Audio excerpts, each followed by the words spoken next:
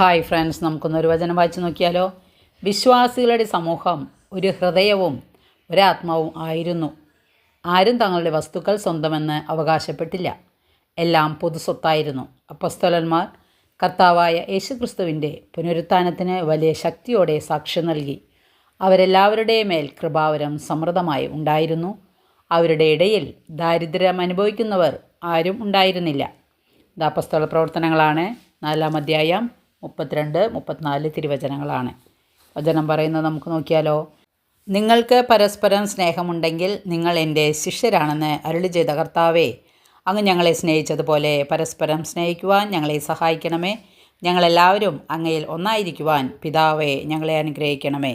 യേശുവിൻ്റെ വാക്കും മാതൃകയും ഇതുതന്നെയാണല്ലോ നമ്മെ പഠിപ്പിക്കുന്നത്. ഞാൻ നിങ്ങളോട് കൽപ്പിക്കുന്നു, പരസ്പരം സ്നേഹിക്കുവിൻ. വചനം ഇഷ്ടപ്പെട്ടെങ്കിൽ ലൈക്ക് ചെയ്യണേ. Okay, thank you, by.